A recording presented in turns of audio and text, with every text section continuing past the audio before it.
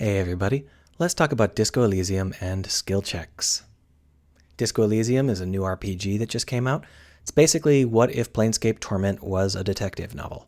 If that sounds interesting, you should go play it. It's definitely going to be in a lot of people's top 10 lists. So, if you like RPGs, at least go take a look and see whether you want to play it before you move on with this, because I'm going to be spoiling the rules, and they're a big part of the game. Let's move on, though. Assuming you're still here, what makes Disco Elysium's rules so special? Well, it doesn't have a combat engine. It only uses skill checks. And if you're familiar with RPGs, you might be thinking, that's not an RPG. That's like a choose-your-own-adventure game. That's like, you don't call Detroit Become Human an RPG. It's not that kind of game. It's just you got to have the stats. You got to have the meat. And that's what makes Disco Elysium special. They found a way to have all of the RPG meat with no combat engine. And I've never seen that before. So let's discuss how they do it and the sorts of things it allows us to do. First thing you have to understand is that the combat engine drives most RPGs, nearly every RPG. But it's not just the combat itself. Sure, in a combat there is a narrative, like you're fighting an enemy, you hit it, you miss it, or it attacks you. Your mage died, oh no, you gotta fight through. Sure, but the real power of the combat is the fact that it's connected to everything else in this game world that could possibly happen. What sort of armor can you equip? What sort of weapon can you afford to buy? Did you level up? What skills did you level up when you leveled up? Who can you have on your party? Where are you going? Are you going to go to that evil swamp that's 10 grades above where you are, or are you going to go somewhere safe? You going to get that extra potion so that you'll be able to power through, or are you going to grind for a while? These are all choices that funnel back into the combat engine, and it is all of these choices that create the experience of an RPG. Who are you? How do you exist in the game world? What effect do you have on the game world? That's what a role-playing game is about, and usually the scripted elements reflect the same choices. So if you choose to be a mage, there's a whole bunch of cool combat-related stuff you do, and all of these rules out here, they are also going to be mage-based, and then there's also going to be a scripted set of mage events where you get to do magey things with your mage buddies and fight off Templars or whatever. All told, it creates the role that you are playing. How do you exist in this world? What do people think of you? What do you think of you? What can you do? What can't you do? These are all things that create the final experience. How do you make skill checks do that? Well, it turns out you just do it the same way. The key is the constellation of rules that surround the core event. I'll give you an example. So let's spoil a relatively minor Disco Elysium plot point. There is this big dude that you need to get past. And you can get past him in a lot of different ways. Maybe you can talk to his boss. Maybe you can create some social stuff. Outthink him. Maybe you can, pull a fire alarm. Who knows? But you are a dumpy middle-aged guy. And this kid is twice your size and half your age, so at the end of the day, one of those options is probably wisest, but I didn't sign up to be wise, so I punch him. Pow. It's a skill check. It's not a combat encounter. It's a skill check. And it doesn't have a very good chance of working because he's twice your size and half your age. But I had put a fair number of points into strength, and I wanted to try it. It didn't work out. He caught my fist and threatened me, but that was how it unfolded. So, then what? Well, in a normal game, if you fail a skill check like this, a normal RPG at least, it'll just be, that's locked. You can't try that again. You have to try one of the other approaches. Another option is some games will progress on. So it'd be like, okay, we'll move forward with that having been a failure. So now that you've gotten beat up, you have failed that whole scenario. But that doesn't really feel fair either, because I would have failed that scenario if I'd put 0 points into strength. And I put like a lot of points into strength. So failing it in the exact same way feels really unfair. Which is why most RPGs don't use skill checks to power the plot. They're entirely separate. So, how does Disco Elysium do it? Well, there's a satellite network of rules. Just like in a combat encounter, if you attack the enemy and miss, what happens next? Well, there's no special script in most fights. It's not like the kobold has, in this encounter, if player A misses with the combat fight, then this kobold will particularly trigger this effect. No, it's just like there is a basic combat engine. The kobold just runs off of some very common rules that apply in every fight, and your attacks same way. The rules, the turn ends, the next turn begins, the rules are applied again. Same thing happens with Disco Elysium.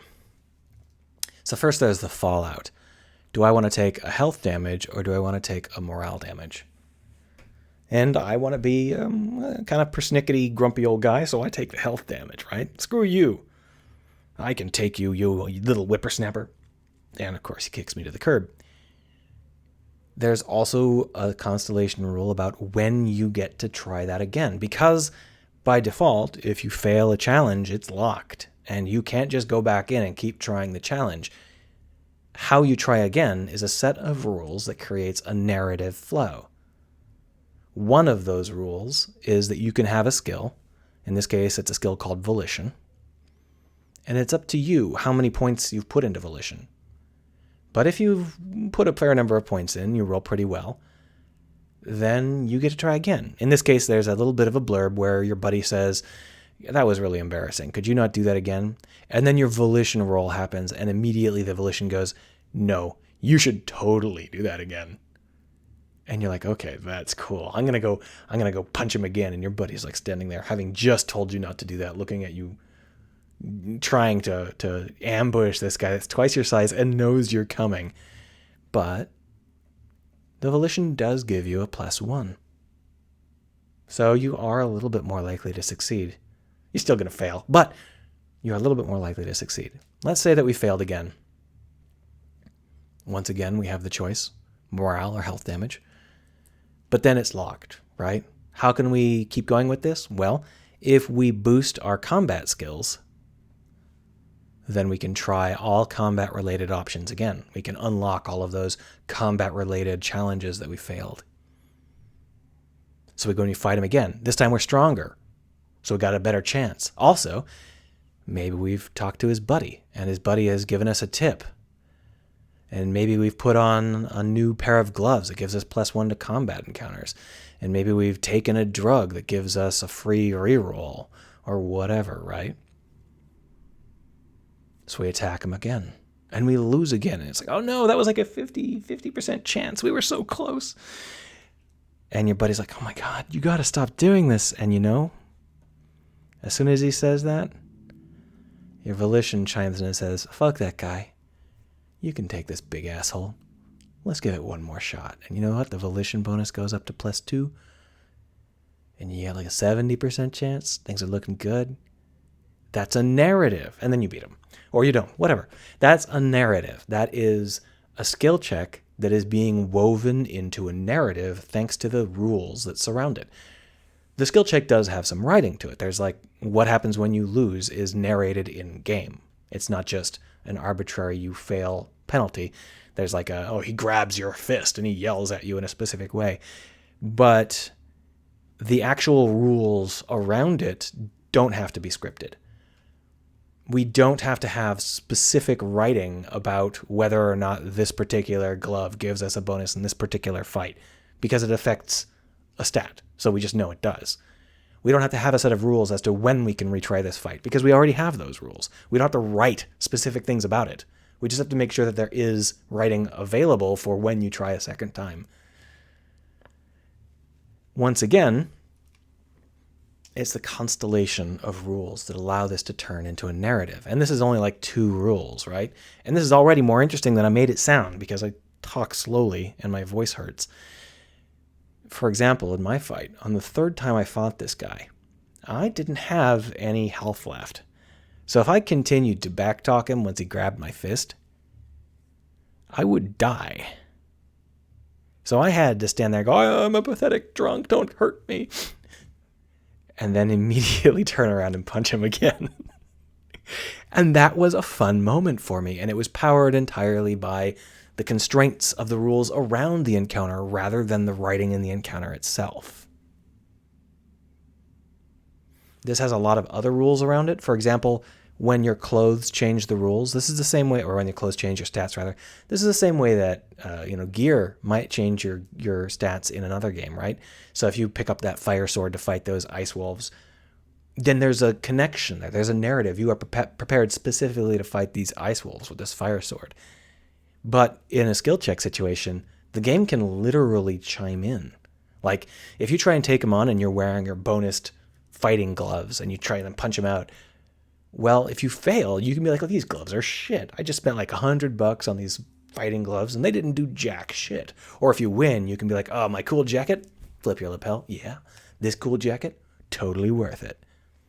If your volition fires, there's a chance you'll just get we can definitely try that again. But maybe you're wearing a really ugly tie and the ugly tie gives you +1 volition. And when your volition fires, you just get so angry at your ugly tie that you want to try again. And that sounds dumb, but I tell you, it is not. It is surprisingly compelling. And that's just one more set of rules in this constellation. There is another set, for example, when you get beat down enough, in many cases, you get a thought. And it's like, oh shit, this is not working out. And maybe the thought is like, cussed old man. And it's like, okay, you've tried again a lot and you suck. And if you decide to ruminate on that, then for the next 6 hours, you get a penalty to your fighting skills because you feel tired and broken. But at the end, you're like, okay, no, I can definitely do this. And you feel inspired and the challenge unlocks again and you get a bonus against the challenge. And maybe it does something else like raise a skill cap or something. And that's a narrative. You went off, first off you trained, you got to get those biceping again, but you still failed. And you're like, oh, and so you spend the next 6 hours being like, oh, this is terrible. And I'm walking around doing other stuff that's not combat related because of my combat. I obviously suck at combat. And at the end of that, you're like, no, I don't suck at combat. I just haven't been trying hard enough. And you go and you do it again. That's a narrative. And it's a narrative powered by a fairly generic result. Now, in Disco Elysium, these thoughts are hard-coded. At least I think they are. But you could make it more generic. You could make it quite generic if you wanted to. It doesn't have to be hard-coded. It's just that suits Disco Elysium's flavor better. And this is just a set of rules for what happens when you fail. What happens when you succeed?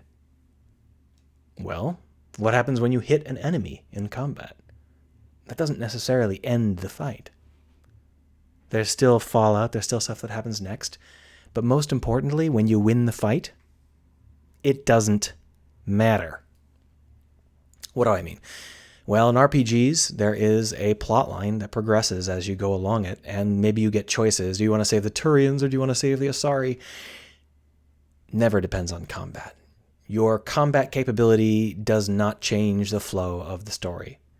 The story is written with the assumption that you will win every fight, and if you lose a fight, you just try again. That's because these branches are meant to test your personal mettle, your morality, your personality, and your personal ethos. They're not there to see whether or not you happen to have chose the right skills, because that feels cheap. Like, if I choose to save the Asari and doom the Turians, that is a choice that resonates with me and who I am and what my particular preferences and morality is.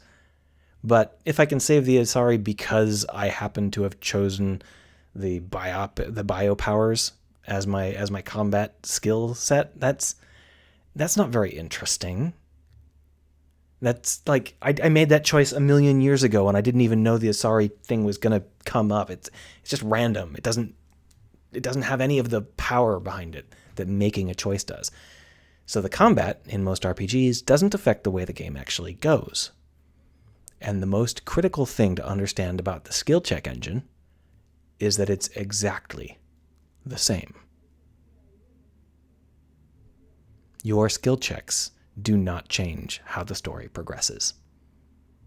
They simply change how you exist in the world of the story. I'll give you an example. At the beginning of the game, you are standing outside your hotel room, a dumpy old man with one shoe, and there is a lady at the bar just kind of hanging out, and you're given a couple of options as to how you want to interact with her. You can ignore her, you can talk to her, you can hit on her, whatever, right? Well, I chose to hit on her because I chose a social character and I wanted to see how this game would go. I wanted to see what the flavor of the writing was. I didn't really have a great chance at it because I am an old, burned out detective wearing one shoe, but I thought I'd give it a shot. And I made the roll. I succeeded in seducing this woman. Of course, I didn't, because that wouldn't make any sense. In game, there is no way that this random, lady half my age is going to fall for an old, dumpy guy smelling of 8 different kinds of alcohol and 4 different kinds of drugs. It's not going to happen.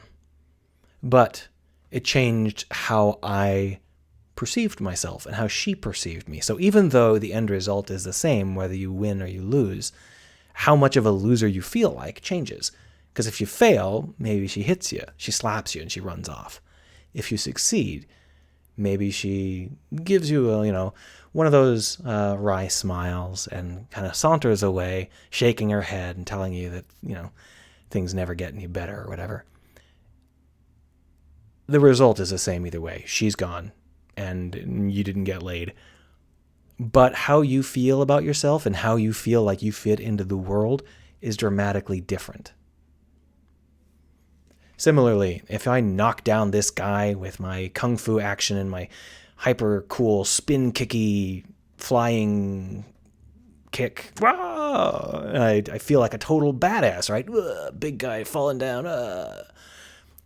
It's cool, way cool. I'm awesome. I'm such a badass. But we get the exact same result if we pass him via any other means. It's just a small little difference in a piece of dialogue later. So there's no difference in how the story progresses. I mean, if we fail, the story doesn't progress because there are other ways to progress past this character, and the story wants you to choose one that will make sense for your character. But win or lose, the progression of the story, whichever path we choose, the progression of the story is the same. It's the same with combat, but it's better. Why is it better than combat? Because you can lose. No, seriously, if you're in a game with combat and you fail a combat encounter, then you have to try again. You just bounce off. But if you're doing a game with skill checks and you fail a skill check encounter, the game can progress. You aren't dead. The difference is that someone will think more poorly of you, or someone will take pity on you, or something else like that. You'll get a different set of points, or a different smile from a different character. But the game progresses. And in those cases where the game doesn't progress, and you keep bouncing off, you're given different kinds of approaches, including a guaranteed one, if you decide that you don't want to try any of these skill tests. And if you keep failing these skill tests, well, you can come back, you can do other stuff, come back, try again later. This gives us a whole lot of opportunity to put these failures into the game world. In an RPG, all of your failures are meta, because the game just reloads. But in this world, you fail, and people will know you have failed in the game world. It might not affect the plot. It might not have any scripting beyond this one line of dialogue. But you know that you're the guy that screwed up. You know that you let that kid down or whatever. And that matters a lot.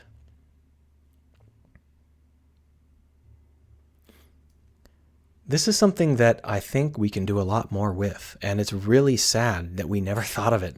I'd like to thank the Disco Elysium people for thinking of it, because this is a powerful insight. There are games where if you fail, the plot moves on. Like, for example, in Detroit Become Human. You might have a 40% chance to save the kid, or a 60% chance that you won't save the kid. But there's the thing. Your chance to pass that challenge affects the plot. If you save the kid, that's big. If you fail to save the kid, that's big. Not here. If the plot moves on, the plot moves on. If it forks because it asked you which direction you wanted the fork to be. The skill tests are for you. The skill tests are to tell you who you are, in the same way as your performance in a combat might. In the same way that you choosing to buy a new set of shiny armor, or choosing whether to get your friend that next expensive spellbook. Same basic idea. I think this is very powerful. And we haven't even gotten to the best part. Because the best part about this is when you succeed. You see, if you fail and you try again or whatever, there's a narrative there. But what happens when you succeed? Well, maybe you're immediately met with another challenge. Like, oh, you knocked him down with your punch, but now you got to finish the job. How are you going to do it? But maybe it just opens another opportunity. Like, psst, meet me back here tomorrow. Or if you get me this liquor, I'll get you past, or whatever it might be. So now there is a second opportunity. So here's A, and then here's A prime. And you can go do that second opportunity. Or you could do something else. A fight is a fight. While you're fighting, and you're just fighting. There's nothing else there. But a skill check chain, there's other stuff. There's a world out there. Maybe you go do this other thing.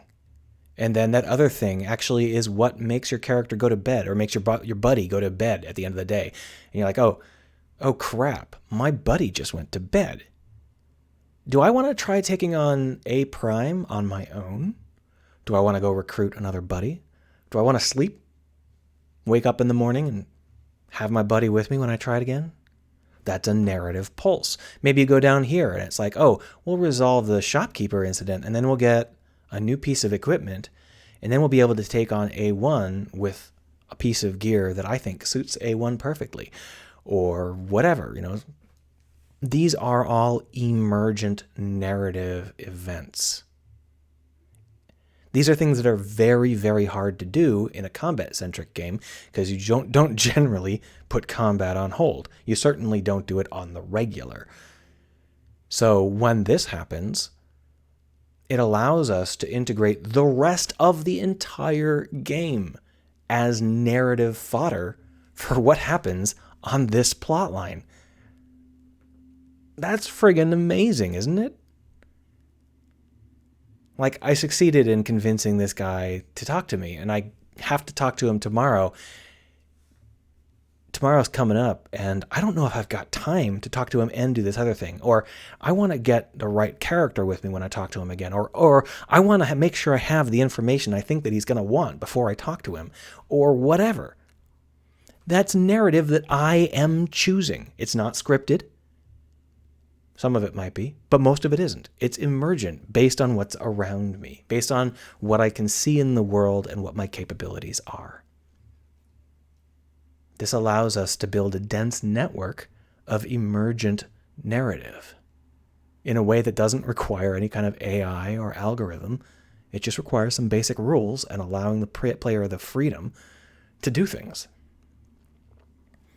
Now, obviously, there are a lot of specifics. There are a lot of best practices that haven't really been worked out yet, and a lot of worst practices that we're probably going to run into a lot. But this is an approach that I think has merit. I think this is worth pursuing. And I hope I explained it well. Tell me what you think down below. Thanks.